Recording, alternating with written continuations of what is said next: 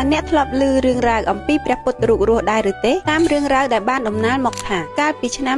2015នៅឯវត្តចាស់បុរាណមួយក្នុងភ្នំនៃប្រទេសនេប៉ាល់គេបានរកឃើញព្រះពុទ្ធរូបមាសមួយអង្គដោយចៃដន្យបន្ទាប់ពីបានបញ្ជូនព្រះពុទ្ធរូបនោះទៅដាក់នៅសារមន្ទីរមនុស្សម្នាជាច្រើនបានមកមើលនិងថតរូបយ៉ាងកុះករគ្រប់គ្នាជឿជាក់ថាព្រះពុទ្ធរូបនេះគឺជាវត្ថុស័ក្តិសិទ្ធិដែលនាំមកនៅលាភសំណាងប៉ុន្តែថ្ងៃមួយមាននារីវ័យក្មេងម្នាក់បានថតរូបជាមួយព្រះពុទ្ធរូបហើយនៅពេលនាងពង្រីកមើលរូបថតនាងក៏ស្រាប់តែឃើញអ្វីមួយដែលគួរឲ្យព្រឺសម្បុរភ្នែករបស់ព្រះពុទ្ធរូបនោះបានបើកឡើងខាងសារមន្ទីរមានការភ្ញាក់ផ្អើលយ៉ាងខ្លាំងហើយនៅយប់នោះគេក៏បានយកព្រះពុទ្ធរូបទៅពិនិត្យដោយកាំរស្មីអិចភ្លាមៗហើយលទ្ធផលដែលទទួលបានពិតជាគួរឲ្យតក់ស្លុតខ្លាំងណាស់មានមនុស្សរស់ម្នាក់នៅខាងក្នុងព្រះពុទ្ធរូបនោះក្រោយមកអ្នកវិទ្យាសាស្ត្របានបញ្ជាក់ថាគាត់គឺជាព្រះសង្ឃមួយអង្គព្រះនាមអាល់ឈូដែលបានយកមាសមកស្រោបខ្លួនឯងតាំងពីឆ្នាំ1320ហើយគង់នៅកណ្ដាលព្រះវិហារអ្វីដែលរឹតតែអស្ចារ្យនោះតាមរយៈការពិនិត្យគាត់នៅមានជីវិតនៅឡើយហើយស្ថានភាពរាងកាយក៏នៅល្អ